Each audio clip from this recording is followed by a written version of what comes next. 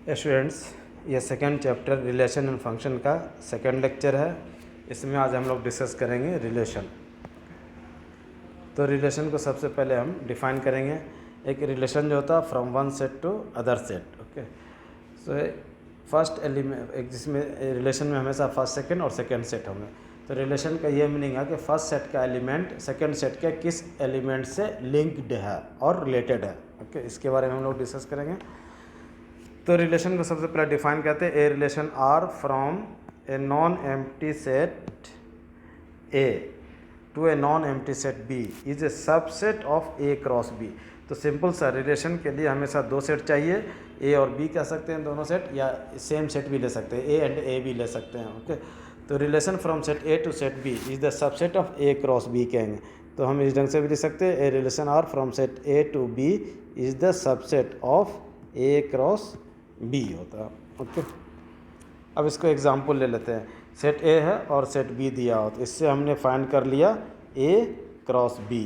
Okay, अब ये देखेंगे ए क्रॉस बी में टोटल 4 एलिमेंट्स है। Okay, so total number of subset जो ए क्रॉस बी के बनेंगे वही 2 पे पावर 4 दैट इज 16 सबसेट बनेंगे। So total 16 relation can be form from set A to set B. क्योंकि सबसेट ही जो होते हैं वो सबसेट जो होते हैं ए क्रॉस बी के जो सबसेट होंगे वही रिलेशन कहलाते हैं। तो यहाँ इस एग्जाम्पल में तो ए से बी जो है ना वो हम 16 रिलेशन बना सकते हैं। तो रैंडमली हमने कोई एक रिलेशन ले लिया ये। अब ये देखेंगे ये ए क्रॉस बी का सबसेट है, ये भी रिलेशन 2 कह दिया ऐसे, ये भी ए क्रॉस बी का सबसेट है। उसी ढंग से R3 कह दिया, ये भी ए क्रॉस बी का सबसेट है। तो यहाँ हम रैंडमली 3 रिलेशन को ओके डिनोट किया हूँ। अब नेक्स्ट आ जाता है तो relation from one set to other set is the subset of the their Cartesian product, ये कर लेंगे। ओके, जितने सबसेट बनेंगे उतने रिलेशन भी पॉसिबल हैं। अब इसमें नेक्स्ट जो है, हर एक रिलेशन में एक आता है डोमेन होता है और रेंज होगा और को डोमेन होगा। अब इस 3 टर्म्स को हम अंडरस्टैंड करेंगे। तो डोमेन को जो डिफाइन करेंगे, the set of all first element of the ordered pair in a relation R is called the domain of the relation R आ जाएगा। एग्जाम्पल के लिए एक रिलेशन रैंडम रिलेशन ले लिया that is R is equal to, इसके element है that is 1, 2, 3, 4 और ये सारे R के एलिमेंट हो गए। ओके, अब इसके डोमेन अगर फाइंड करना है तो रिलेशन के सभी ऑर्डर पेयर में से फर्स्ट एलिमेंट का हम सेट बनाएंगे। तो फर्स्ट एलिमेंट 1, 3, 5 और 7 है, तो इसके सेट बना लिए, यही उस रिलेशन का डोमेन कहलाएगा। अब इसी ढंग से हम रेंज को डिफाइन करेंगे। रेंज को डिफाइन करने के लिए the set of second elements of the relation the set of second elements of all order pair in a relation R is called the range of the relation R. तो यहाँ भी मैं example के लिए एक रैंडम रिलेशन यहाँ लिख दिया आर। अब इसमें सभी ऑर्डर पेयर के सेकेंड एलिमेंट का सेट बनाया, तो ये कहलाएगा रेंज। ओके, सिंपल है। कोडोमेन जो है a relation R is defined from set A to set B, then the set B जो सेकेंड सेट होगा उसी को हम कोडोमेन कहेंगे। अब इसमें एक पॉइंट आपको याद रखना है, रेंज जो होता है वो हमेशा कोडोमेन का सबसेट होता है। कोडोमेन का सबसेट होगा ये रेंज। ओके, अब नेक्स्ट है a relation R from A to A is also stated as relation on A. जब भी अगर रिलेशन डिफाइन कर रहा है और उसके लिए एक ही सेट दिया हुआ ए, तो उसके लिए सेकेंड सेट भी सेम सेट ही होगा। ओके, अब इसके बेसिस पर कुछ क्वेश्चन सॉल्व कर लेते हैं। जैसे इस केस में है एक्सरसाइज 2.2 का ये फर्स्ट है क्वेश्चन है। अब एक्सरसाइज 2.2 का ये फर्स्ट क्वेश्चन है। सेट ए दिया हुआ 1, 2, 3 से 14 तक। Define a relation R from A to A by R is equal to. अब देखिएगा आर जो है सेट ए पर डिफाइन किया गया और आर का जो एलिमेंट है set of all ordered pair such that. अब ये देखिएगा एक्स और वाई में क्या रिलेशन है, तो उसके लिए ये इक्वेशन दिया 3x - y is equal to 0 where x, y belongs to A दे दिया। ओके, अब ये कह रहा है राइट इट्स डोमेन को डोमेन एंड रेंज। ये इस रिलेशन के तीनों हमें फाइंड करने हैं। ओके, तो ये जो रिलेशन दिया हुआ यहाँ सेट बिल्डर फॉर्म में दिया हुआ, इसे हम चेंज कर लेंगे रोस्टर फॉर्म में। ओके, तो इस रोस्टर फॉर्म में चेंज करने के लिए हम आर के सारे एलिमेंट को लिखेंगे, और उस एलिमेंट को लिखने के लिए यहाँ पर देखिएगा 3x minus y is equal to 0 है, तो x और y दोनों एक का एलिमेंट है, तो इसके 3x minus y is equal to 0, तो इसे हम लिख सकते हैं y is equal to 3x। Okay, और x और y जो है वो ए का सेट ए का एलिमेंट होना चाहिए। अब इस इक्वेशन में हम x की वैल्यू 1 2 3 4 ऐसे पुट करते जाएंगे और करस्पॉन्डिंग y की वैल्यू ओके फाइंड करते जाएंगे। तो रिलेशन जो होता है सेट ऑफ ऑर्डर्ड पेयर, यहाँ जनरल फॉर्म में लिया x, y, तो इस केस में ये देखेंगे x जो होता है वो इंडिपेंडेंट वेरिएबल होता है और y डिपेंडेंट वेरिएबल होता है।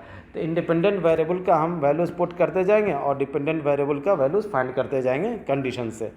तो इसमें हमने x का वैल्यूज़ ले लिया 1, x का वैल्यू 1 पुट करेंगे तो y का वैल्यू 3 आ जाएगा। तो एक ऑर्डर्ड पेयर मिल गया 1, 3। सेकेंड ऑर्डर पेयर मिला, x का वैल्यू 2 पुट करेंगे तो y का वैल्यू 6 आ जाएगा। फिर उसी ढंग से x का वैल्यू हम 3 पुट करेंगे, y का वैल्यू 9 आ जाएगा। फिर x का वैल्यू 4 पुट किया और y का वैल्यू आ जाएगा 12। अब यहाँ ये देखेंगे कि x का वैल्यू जब हम 5 लेंगे तो y का वैल्यू 15 आ जाएगा, लेकिन 15 जो है ना वो सेट ए में प्रेजेंट नहीं है, सेट ए में 14 तक ही प्रेजेंट है, इसलिए हम इस ऑर्डर पेयर को हम यहाँ कंसीडर नहीं कर सकते हैं, क्योंकि कंडीशन जो है वो x और y बिलोंग्स टू ए होना चाहिए। x का हम वही वैल्यूज़ लेंगे जिसके लिए y सेट ए में भी प्रेजेंट हो। यहाँ पर देखिए जब x का वैल्यू 5 लिया तो y का वैल्यू 15 आया, 15 उस सेट में प्रेजेंट, सेट ए में प्रेजेंट नहीं है, इसलिए हम इस ऑर्डर पेयर को सेलेक्ट नहीं करेंगे, तो हमारा ऑर्डर पेयर ये इतना ही आएगा। अब हमने रिलेशन जो सेट बिल्डर फॉर्म में दिया हुआ था उसे हमने एक्सप्रेस कर लिया सेट रोस्टर फॉर्म में। अब यहाँ से हम फाइंड कर पाएंगे डोमेन। तो डोमेन जो होता है रिलेशन के सभी ऑर्डर पेयर के फर्स्ट एलिमेंट का सेट बनाएंगे, तो 1 2 3 और 4 आ जाएगा डोमेन। अब यहाँ से आ जाएगा रेंज। रेंज जो आ जाएगा वो रिलेशन के सभी ऑर्डर पेयर के सेकेंड एलिमेंट का सेट बनाएंगे, 3 6 9 और 12 आ जाएगा, ये कहलाएगा रेंज कहलाएगा। और को डोमेन जो है, को डोमेन ये जो रिलेशन है ऑन सेट ए, यानी फर्स्ट सेट भी है और सेकेंड सेट भी ए है, तो को डोमेन जो होता है हमेशा सेकेंड सेट यहाँ क्या आ जाएगा, दैट इज़ ए आ जाएगा। इस ढंग से हमने फाइंड कर लिया दैट इज़ डोमेन, रेंज और को डोमेन। उसी ढंग से आप सेकेंड क्वेश्चन हम सॉल्व करेंगे। ओके, सेकेंड क्वेश्चन में आप देखेंगे कि यहाँ दिया हुआ है define a relation R on set N, and R जो यहाँ पर डिफाइन है directly that is equal to set of all order pair x, y, that is x, y such that y is equal to x plus 5, और यहाँ x is a natural number less than 4, यानी x की जो values है x is a natural number less than 4, that is 1 2 3 आ जाएगा, इतना ही आएगा। And x, y जो है बिलोंग्स टू नेचुरल नंबर होना चाहिए।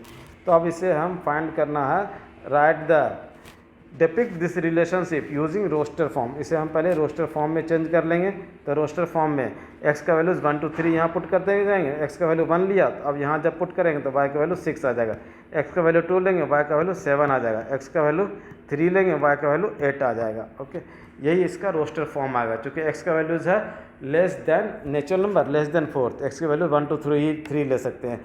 अब इस केस में ये करा डोमेन और रेंज फाइंड करना है, तो यहाँ से हमें डोमेन मिल जाएगा विच इज़ इक्वल टू ये रिलेशन के सभी ऑर्डर पेयर के फर्स्ट एलिमेंट का सेट बना लेंगे, 1 2 और ये आ जाएगा 3, ये डोमेन आ जाएगा। और रेंज फाइंड करना है तो रिलेशन के सभी ऑर्डर पेयर के सेकेंड एलिमेंट का सेट बनाएंगे, 6 7 और 8 आ जाएगा, ये आ गया आंसर।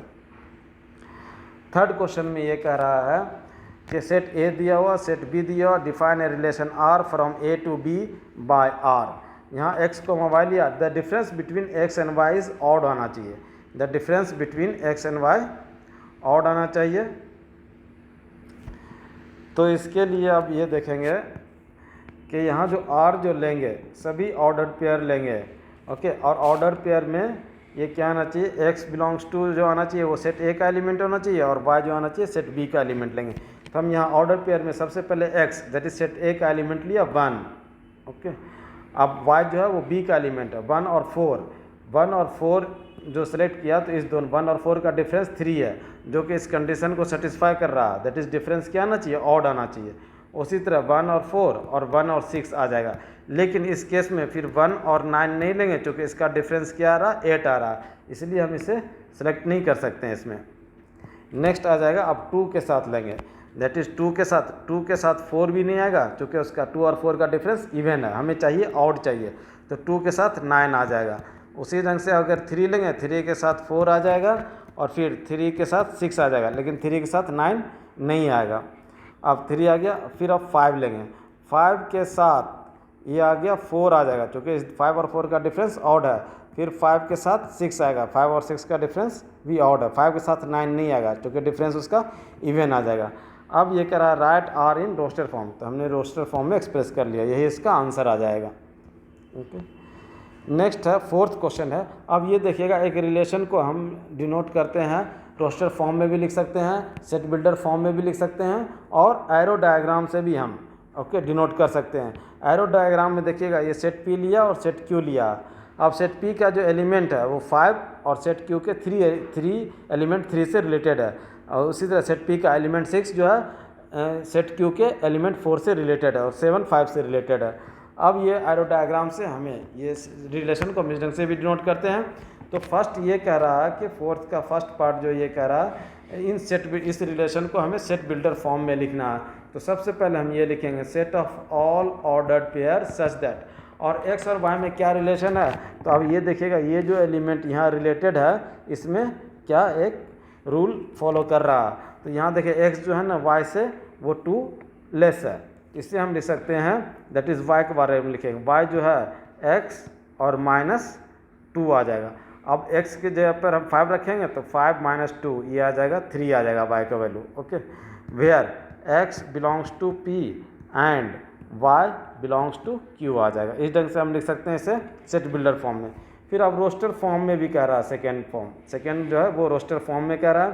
तो रोस्टर फॉर्म में जस्ट हम यहाँ से लिख सकते हैं x का वैल्यू यहाँ से 5 और 3 कॉमा 6 4 कॉमा 7 और 5, ये आ गया, इसका रोस्टर फॉर्म आ गया। अब ये करा what is is domain and range, तो रोस्टर फॉर्म से डोमेन और रेंज फाइंड करना आसान होता है। तो इस केस में आ जाएगा डोमेन इज इक्वल टू 5 6 और 7, ये इसमें से फर्स्ट एलिमेंट का सेट बना लिया, और रेंज आ जाएगा इसका 3 4 और ये 5 आ जाएगा, ये आ जाएगा रेंज। फिफ्थ क्वेश्चन में सेट ए दिया हुआ है, let R be the relation on set A defined by set of all order pair a comma b where a comma b belongs to A, और कंडीशन क्या दिया, b is exactly divisible by a. तो write R in roster form, तो देखिएगा are को roster form में लिखना है। तो यहाँ पे देखेंगे कि यहाँ पे जो सेट ए लिया है, और यहाँ पे ऐसे समझ सकते हैं हम, ये सेट ए है और सेकेंड सेट भी आपका ए है। ओके, ए का एलिमेंट है 1 2 3 4 और 6, फिर यहाँ भी 1 2 3 4 और यहाँ 6 है। तो ये जो ऑर्डर पेयर लिया है ए कॉमा बी, कंडीशन क्या है, सेकेंड एलिमेंट जो होना चाहिए वो फर्स्ट एलिमेंट से डिविजिबल होना चाहिए। तो यह देखिए 1 इज डिविजिबल बाय 1 इटसेल्फ, सिर्फ 1 यहाँ पे लिखेंगे second element, that is 2 is divisible by 1। Okay, so 1 के साथ सभी रिलेटेड हो जाएंगे, 1 1 1 2 1 3 1 4 1 6। 2 के साथ लेंगे तो ये 1 के साथ नहीं आएगा, रिलेटेड है, अगर एरो डायग्राम से हम इसे डिनोट करें। 2 के साथ ये 2 आ जाएगा, 2 के साथ 4 आएगा, और 2 के साथ 6 आ जाएगा।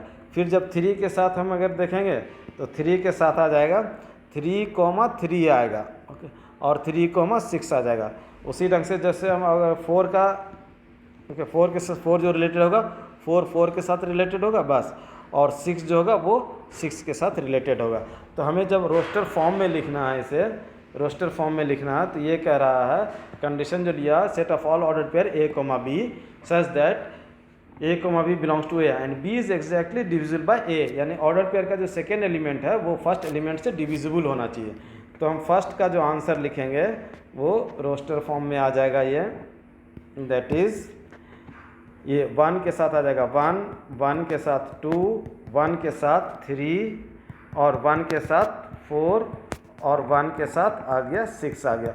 यहाँ पर सभी ऑर्डर पेयर में सेकंड जो एलिमेंट है वो फर्स्ट एलिमेंट से डिवाइड हो रहा। फिर आप 2 के साथ लेंगे 2 2 4 और फिर ये आ जाएगा 2 6 आ जाएगा। फिर 3 के साथ आएगा 3 3 और 3 6 आ जाएगा। फिर ये आ जाएगा 4 के साथ 4,4, फिर 6 के साथ आ जाएगा 6,6। ये सारे रोस्टर फॉर्म में आ गए।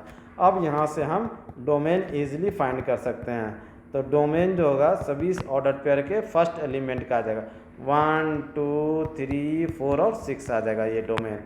और फिर रेंज अगर फाइंड करना है तो रेंज फाइंड करने के लिए सभी ऑर्डर पेयर के सेकेंड एलिमेंट का हम सेट बनाएंगे। 1 2 3, इस केस में भी 1 2 3 4 और 6 आ जाएगा, ये आ जाएगा। सिक्स्थ क्वेश्चन देखेंगे, determine the domain and range of the relation R defined by this. Okay, तो यहाँ पर देखिएगा ऑर्डर पेयर जो लिया है x, x + 5 लिया है। तो अब x की वैल्यूज़ क्या क्या पॉसिबल है, 0 1 2 3 4 5 है। तो अब यहाँ हम पुट करते जाएंगे। यहाँ determine the domain and range, तो सबसे पहले हम r को हम एक्सप्रेस कर लेंगे रोस्टर फॉर्म में। तो x की वैल्यू 0 रखा, तो y की वैल्यू यहाँ से आ जाएगा। x का वैल्यू 0 रखेंगे, 0 + 5 ये 5 आ जाएगा। x का वैल्यू 1 लेंगे तो ये 6 आ जाएगा। फिर जब 2 लेंगे तो ये आ जाएगा 7 आ जाएगा। y का वैल्यू आ जाएगा 7। और जब हम 3 लेंगे तो y का वैल्यू आ जाएगा, दैट इज़ x + 3 + 5 8 आ जाएगा। ओके, फिर अगर हम x का वैल्यू 4 लिया तो 4 + 5 दैट इज़ 9 आ जाएगा। और फिर x का वैल्यू 5 लेंगे तो ये आ जाएगा 5 + 5 10 आ गया। ये आ गया आपका रोस्टर फॉर्म में। अब यहाँ से डोमेन और रेंज फाइंड करना आसान हो गया। That is domain is equal to, ये आ जाएगा 0 1 2 3 4 और 5 आ जाएगा। ओके, और रेंज जो आ जाएगा यहाँ से दैट इज़ 5 6 7 8 9 और 10 आ जाएगा रेंज। सेवन्थ क्वेश्चन में देखिएगा, राइट द रिलेशन आर। यहाँ पे जो ऑर्डर पेयर लिया है x, x³ लिया है। Okay, and x is a prime number less than 10, यानी x equal to prime number less than 10। x किसके 2 3 5 और 7, यही पॉसिबल x की वैल्यूज। अब इस वैल्यूज से इन रोस्टर फॉर्म में हमें r को लिखना है। r को रोस्टर फॉर्म में लिखना है तो अब x का वैल्यूज लिया 2, तो उसका ऑर्डर पे फर्स्ट एलिमेंट आ गया इसका 2, और फिर सेकेंड एलिमेंट आ जाएगा 2 का क्यूब आ जाएगा। फिर सेकेंड एलिमेंट लेंगे 3, और फिर ये फर्स्ट एलिमेंट 3 लिया, फिर सेकेंड एलिमेंट आ जाएगा 3 का क्यूब, फिर ले लेंगे ये दैट इज़ 5, और फिर ये आ जाएगा 5 का क्यूब आ जाएगा। फिर ये आ गया 7 और 7 का क्यूब, ये आ गया। अब इसी को हम लिख सकते हैं दैट इज़ 2, 8 3, 27 5, 125 और 7, 243। ये सारे ऑर्डर पेयर आ गए। Find the number of relation from, अच्छा इसमें ये का रोस्टर फॉर्म में हमने एक्सप्रेस कर लिया। अब नेक्स्ट जो है वो क्वेश्चन 8th जो कह रहा है, ये 7th का आंसर था। लेट a x y और z है, b सेट दिया हुआ, सेट a दिया हुआ, सेट b दिया हुआ। Find the number of relation from a to b। उसके लिए हम सबसे पहले देखेंगे a क्रॉस b में कितने एलिमेंट्स हैं। तो इसके लिए फार्मूला नंबर ऑफ a और into number of b which is equal to number of a है 3 और ये 2 विच इज़ इक्वल टू 6 आ गया। तो a क्रॉस b में 6 एलिमेंट्स है, इसलिए टोटल नंबर ऑफ सबसेट बन जाएंगे 2⁻6 बनेंगे। So here total number of subset of a cross b will be equal to 2⁻6 which is equal to 64। therefore हम कह सकते हैं कि total number of relation